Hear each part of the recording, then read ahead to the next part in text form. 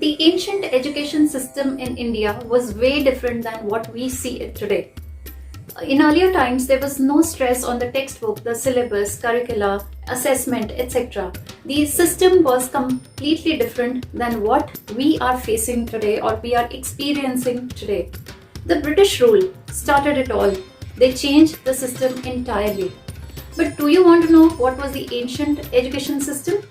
Let's do this chapter number 11 from your book It So Happened and know what was the state of education in those times.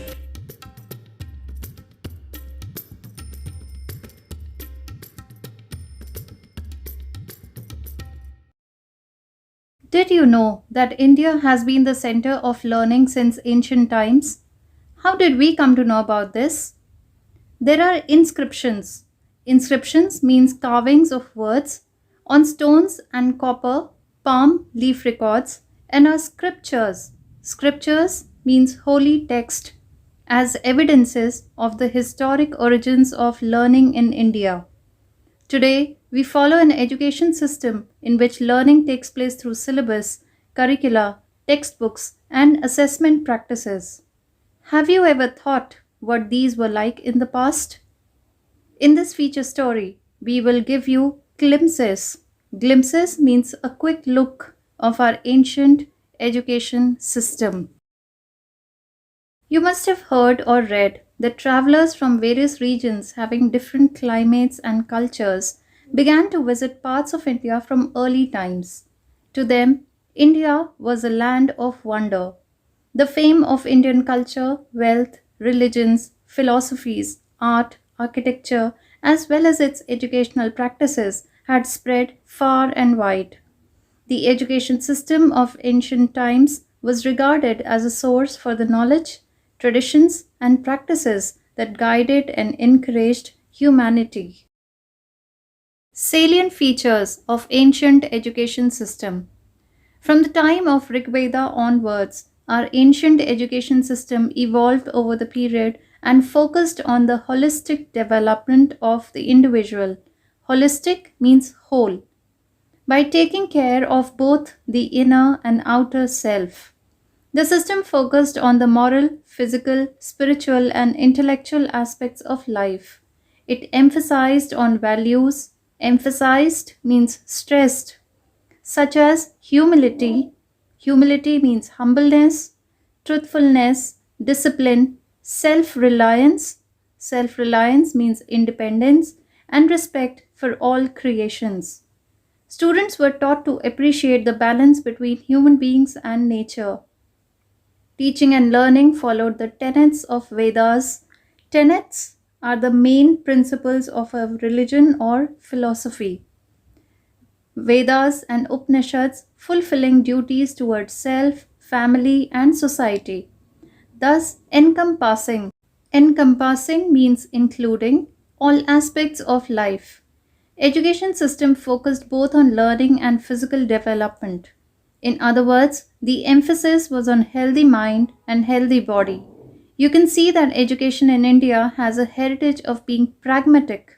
Pragmatic means practical, achievable, and complementary to life.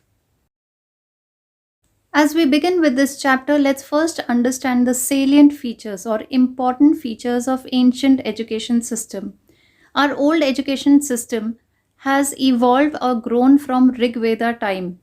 There was more focus on moral development, physical development, spiritual, and intelligence.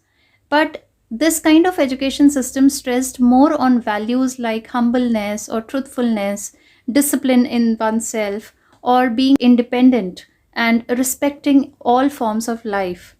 So, this kind of education basically taught about the balance between human beings and nature, and people at that time really respected nature and lived in harmony with it. They also followed teachings of Vedas and Upanishads, but more importance was given on healthy mind and healthy body.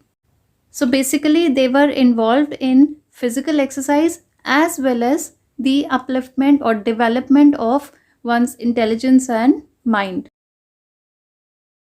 Sources of education. The ancient system of education was the education of the Vedas, Brahmanas, Upanishads, and Dharma Sutras. You must have heard the names of Aryabhatta, Panini, Katyayana, and Patanjali. Their writings and the medical treatises means essays, of Charak and Shushrut were also some of the sources of learning. Distinction was also drawn between Shastras, that is, learned disciplines, and Kavyas, that is, imaginative and creative literature. Sources of learning were drawn from various disciplines such as Itihas means history, Anvikshiki means logic, Mimansa means interpretation, Shilpa Shastra means architecture, Arthashastra means polity, Varta means agriculture, trade, commerce, animal husbandry, and Dhanurvidya means archery. Physical education too was an important curricular area, and pupils participated in krida like games, recreational activities, vyayam prakara like exercises, dhanurvidya or archery for acquiring martial skills, and yog sadhana, that is training the mind and body, among others. The gurus and pupils worked conscientiously.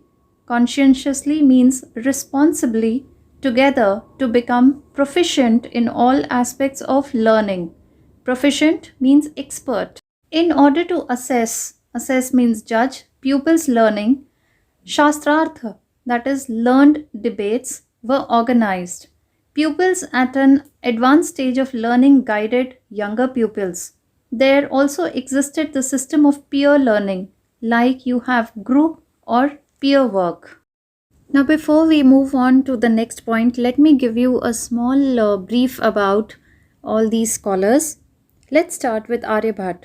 Aryabhat was a noted mathematician and astronomer who gave ideas about extracting square roots, solving quadratic equations, predicting lunar and solar eclipse, and of course, he gave the world the digit 0. Panini was a Sanskrit philologist, grammarian, and a scholar who wrote Ashtadhyayi. Katyayana was Sanskrit grammarian, mathematician, and a Vedic priest. Patanjali was a sage who is the author of Yoga Sutras, which is written text on the theory and practice of yoga. Charak, also termed as father of medicine, was known for major contributions to Ayurveda, a system of medicine. He wrote Charak Samhita, which is a medical essay, and he was the native of Kashmir. And then we learn about Shushrut. Shushrut was also known as father of surgery. He was an Indian physician and author of the treatise the Shushrut Samhita, which is considered a foundational text of Ayurveda. Now let's know what were the sources of education, that is, what were the subjects which were included and how were they taught. Education of Vedas or Brahmanas or Upanishads and Dharma Sutras were the main thing that was given to the students at that point of time. Writings of famous scholars like Aryabhat, Panini, Katyayana, and Patanjali were also taught to them. And famous people or medical practitioners like Charak and Shushrut had also written medical essays, which were also taught to those students. Now, there were learned disciplines like Shastras and Kavyas, which had creative writing or poetry, were the two main dimensions of studies, the two main broad categories of studies. Apart from this, there were various subjects included like Itihas or Anvikshiki, Mimansa, Shilpa Shastra, Arthashastra, Varta, Dhanurvidya, etc. were also taught to those students at that time. And much importance was given to physical education. So they were always encouraged to play games and do exercises, learn archery, that is Dhanurvidya, and yoga. Back then, students did not have a pen and paper test, but they were judged or evaluated, or they were given assessment on the basis of learned debates. They used to debate and discuss with their guru and other peers and get themselves upgraded. And similarly, there was a system of peer learning. That is, older students used to guide the younger students as well, just as a teacher does to students. Ancient education system in India, a way of life. In ancient India, both formal and informal ways of education system existed. Indigenous education. Indigenous means native or local. Education was imparted at home in temples, pathshalas, tolls, chatushpadis, and gurukul. Now, chatushpadis or tolls were Vedic education through Rig Veda, Sam Veda, Yajur Veda, or Atharva Veda. There were people in homes, villages, and temples who guided young children in imbibing pious ways of life. Imbibing means absorbing, and pious means religious. Temples were also the centers of learning and took interest in the promotion of knowledge of our ancient system. Students went to viharas and universities for higher knowledge. Now, viharas are Buddhist monasteries. Teaching was largely oral, and students remembered and meditated upon what was taught in the class. Gurukuls, also known as ashrams, were the residential places of learning. Many of these were named after the sages. Situated in forests in serene and peaceful surroundings, serene means calm. Hundreds of students used to learn together in gurukuls. Women too had access to education during the early Vedic period. Among the prominent women Vedic scholars, we find references to Maitreyi, Vishwambhara, Apala, Gargi, and Lopamudra, to name a few. During that period, the gurus and their shishyas lived together, helping each other in day-to-day life.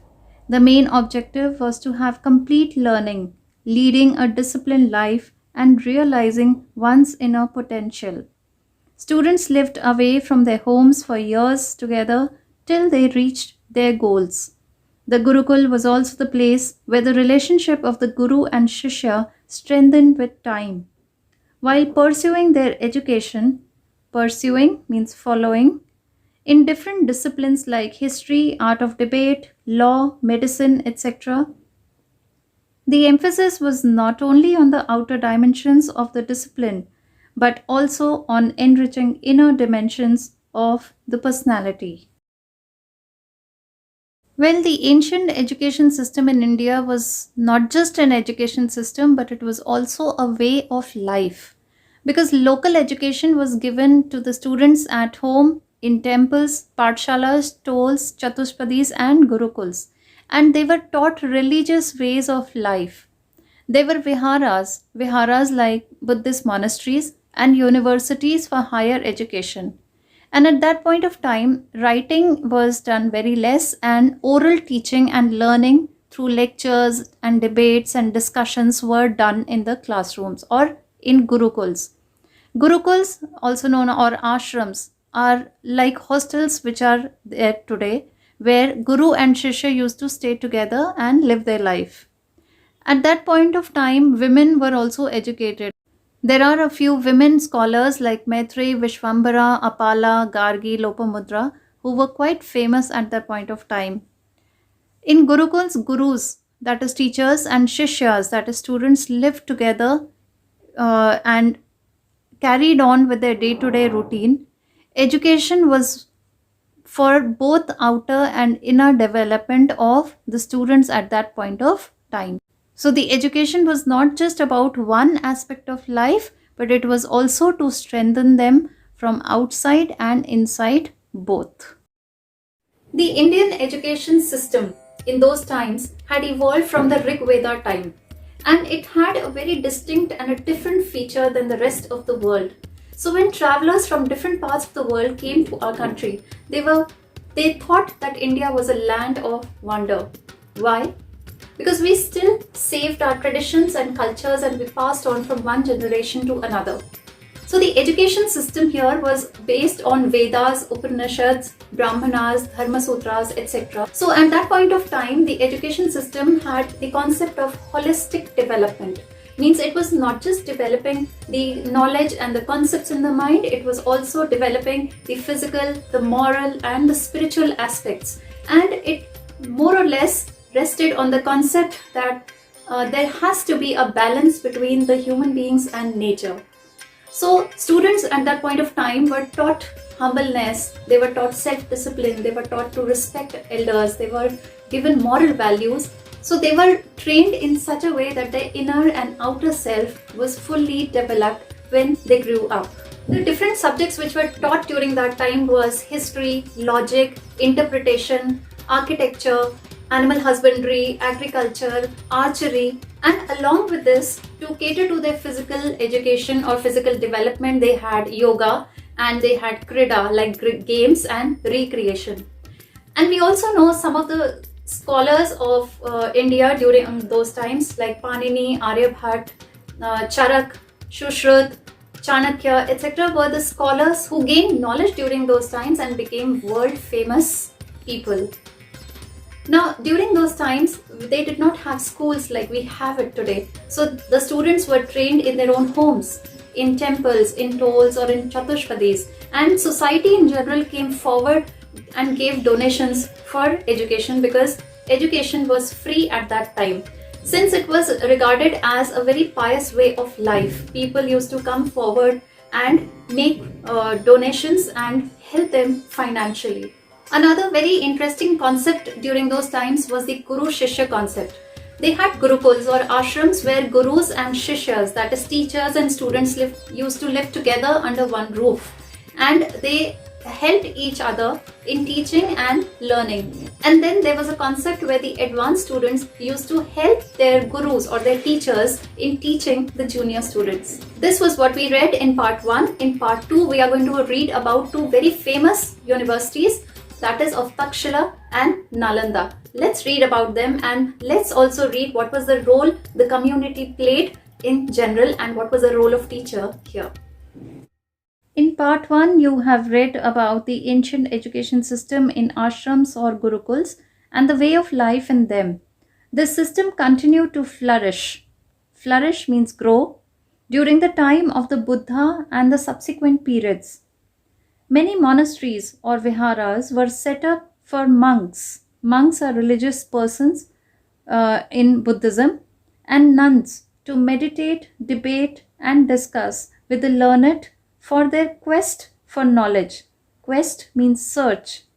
During this period, around these viharas, other educational centers of higher learning developed, which attracted students from China, Korea, Tibet, Burma, Ceylon, Java, Nepal, and other distant countries.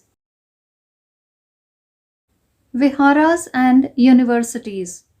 The Jataka tales, accounts given by Zhuang Sang, also pronounced as Yun Sang, and Yi Jing, were Chinese scholars, as well as other sources tell us that kings and society took active interest in promoting education. As a result, many famous educational centers came into existence. Among the most notable universities that evolved during this period were situated at Takshashila, Nalanda, Vallabhi, Vikramshila, Odantapuri, and Jagaddala. These universities developed in connection with the Viharas. Those at Banaras, Navdeep, and Kanchi developed in connection with temples and became centers of community life in the places where they were situated. These institutions catered to the needs of advanced level students. Such students joined the centers of higher learning and developed their knowledge by mutual discussions and debates with renowned scholars. Renowned means famous. Not only this, there was also occasional summoning by a king. Summoning means ordering to be present by a king to a gathering in which the scholars of the country of various viharas and universities would meet, debate, and exchange their views. In this section, we will give you glimpses of two universities of the ancient period. These universities were considered among the best centers of learning in the world. These have been recently declared heritage sites by the United Nations Educational scientific and cultural organization, that is UNESCO. In this part, we will learn about viharas, that is monastery for Buddhists, and universities. Yun Sang and Yi Jing were two Chinese Buddhist monks who were travelers and translators. And apart from this, the other sources also tell that the kings and society took interest in promoting education. Many famous universities came into existence during this time, like Takshashila, Nalanda, Vallabhi, Vikramshila, Odantpuri, and Jagadala. And there were many more apart from this which had developed in connection with the Viharas, and they were like at Banaras, Navdeep, and Kanchi. So, students joined these viharas and universities to get higher learning, and they gained all this knowledge through debates and discussions with famous scholars. Kings during those times also organized gatherings where scholars of various viharas and universities would meet, debate, and exchange their views on a particular topic. Takshashila was an ancient Indian city which is now in northwestern Pakistan. It is an important archaeological site and the UNESCO declared it to be a World Heritage Site in 1980. Its fame rested on the university where Chanakya is said to have composed his Arthashastra. Archaeologist Alexander Cunningham discovered its ruins in the mid 19th century. Takshashila or Takshila. In ancient times, Takshashila was a noted center of learning, including religious teachings of Buddhism for several centuries. It continued to attract students from around the world until its destruction in the 5th century CE. It was known for its higher education, and the curriculum comprised the study of ancient scriptures, law, medicine, astronomy, military science, and 18 shilpas or arts. Takshashila became famous as a place of learning due to its teachers' expertise. Among its noted pupils were the legendary Indian grammarian Panini. He was an expert in language and grammar and authored one of the greatest works on grammar called Ashtadhyayi. Jivaka, one of the most renowned physicians in ancient India, and Chanakya, also known as Kautilya, a skilled exponent of statecraft. Exponent means practitioner, and statecraft means the skill of managing state affairs. Both studied here. Students came to Takshashila from Kashi, Kosla, Magadh, and also from other countries in spite of the long and arduous journey. Arduous means difficult. They had to undertake. Takshashila or Takshila was a center for higher learning, including religious teachings of Buddhism, but it was destroyed in 5th century CE. The curriculum of this university included scriptures, law, medicine, astronomy, military science, and 18 shilpas or arts. The teachers were experts here, and there were famous students who had passed out of these universities, like Panini, who was a famous grammarian who wrote the book Ashtadhyayi. Then we have Jivaka, who was a very famous medical practitioner or doctor, and Chanakya, who was expert in managing state affairs. Students came from far and wide places like Kashi, Kosla, Magadh, and from other countries too to study here and gain higher knowledge. Role of the teacher. Teachers had complete autonomy. Autonomy means freedom in all aspects from the selection of students to designing their syllabi. Syllabi is course and syllabi is also plural of syllabus. When the teacher was satisfied with the performance of the students, the course concluded. Concluded means ended. He would admit as many students as he liked and taught what his students were keen to learn. Debate and discussions were the primary methods of teaching. Teachers were assisted or helped by their advanced level students. Now let's see what was the role of the teachers then. Teachers had all the freedom from selection of students to designing their course. The course ended only when the teacher was satisfied with the performance of the students, and number of students depended on the wish of the teacher. The teacher taught what the students were interested in learning, and teaching was done only through debates and discussion. So it was more or less of oral or vocal teaching and learning process. Senior students also helped teachers in imparting knowledge to the younger students. Nalanda University. The ancient Nalanda was a center of learning from the 5th century CE to 12th century CE, located in present day Rajgir, Bihar, in India.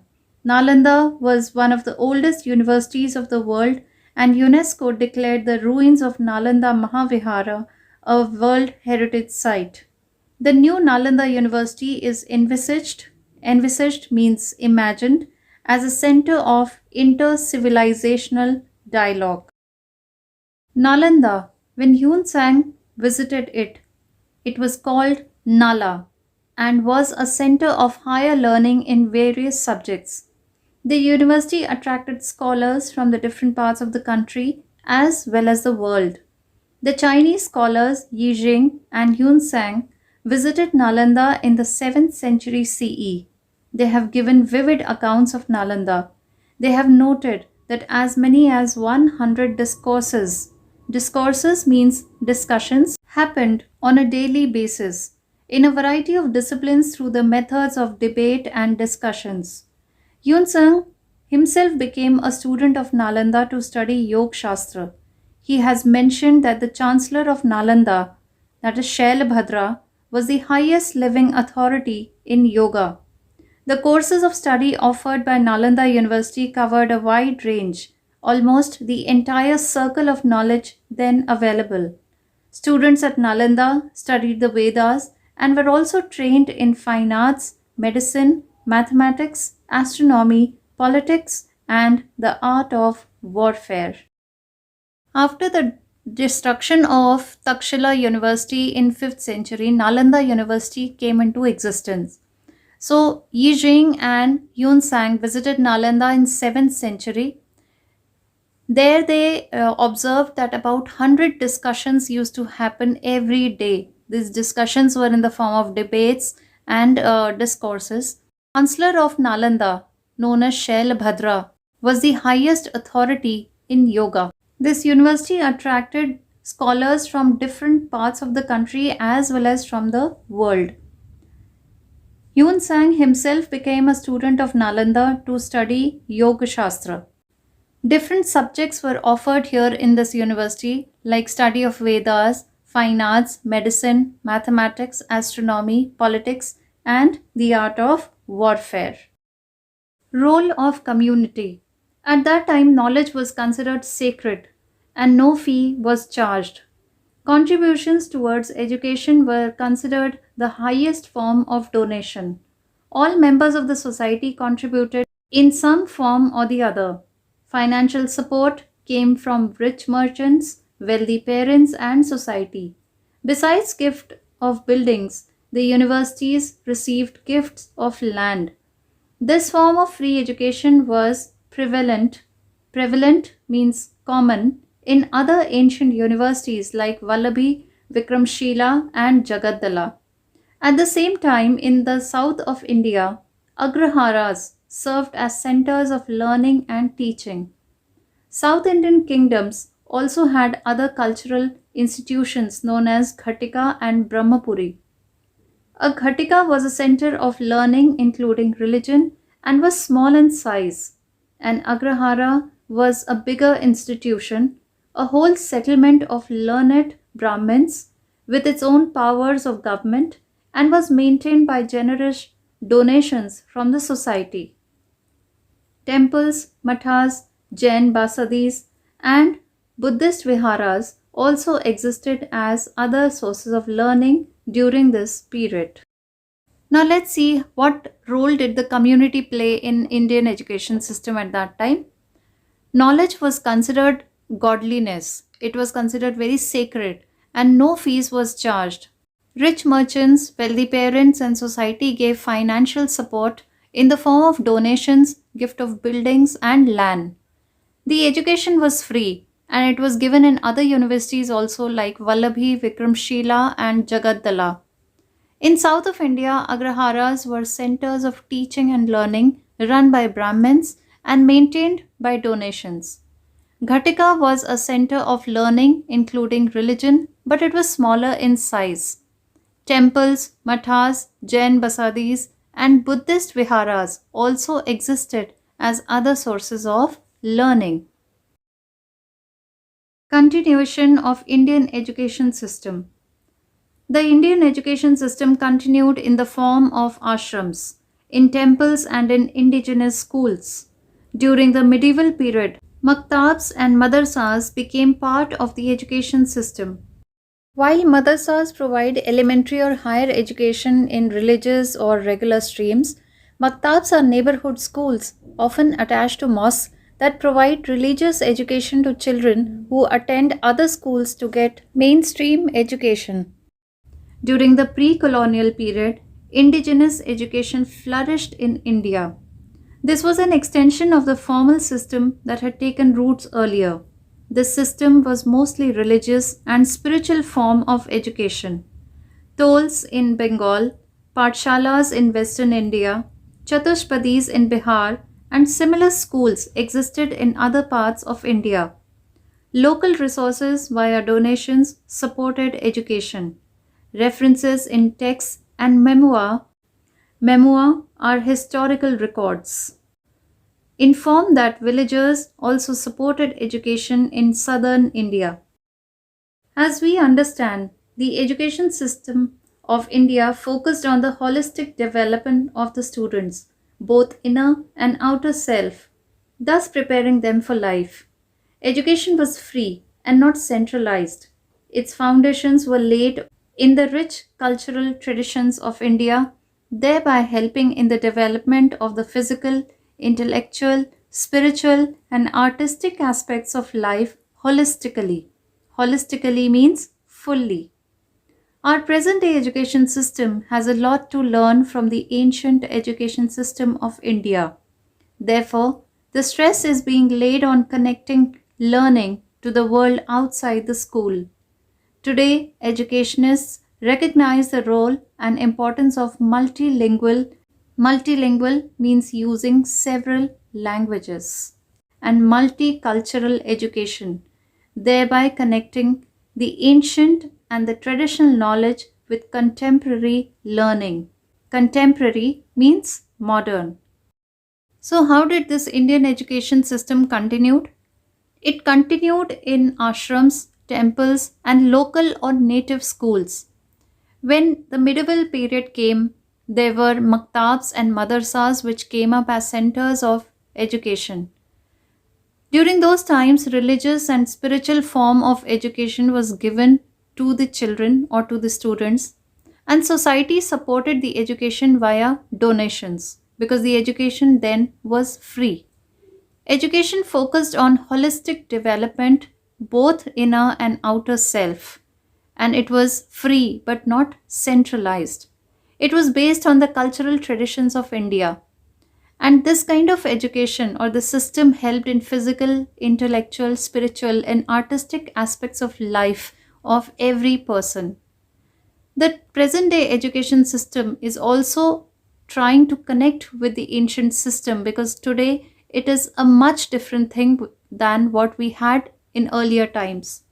But today's educationists are recognizing the importance of including multiple languages and multiple cultures in the education system so that maximum knowledge can be given to our children.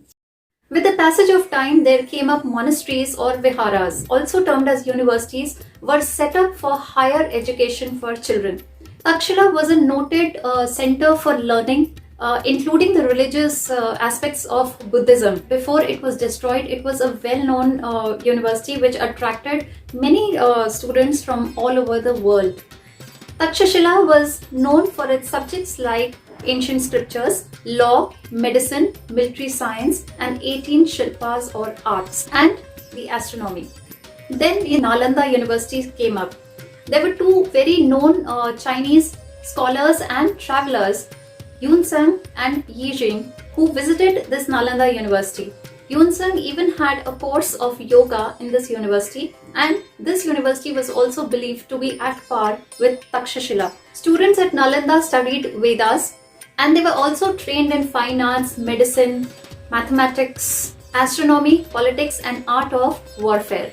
The role of teacher during those times was very different. Teacher had a lot of independence and autonomy. The teacher could design his own syllabus. There was no paper or pen test, but the assessment was taken in terms of debates and discussions.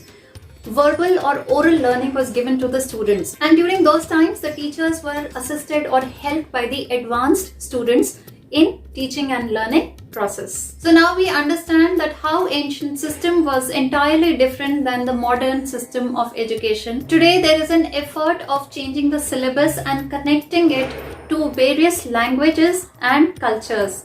Let's see what the modern education society has to offer to us in the coming times. So that's where I finish my today's session. The question answers based on these chapters will be flashed in front of you. Please go through them and have a wonderful time, and wait till the next video comes up. Thank you very much and God bless you.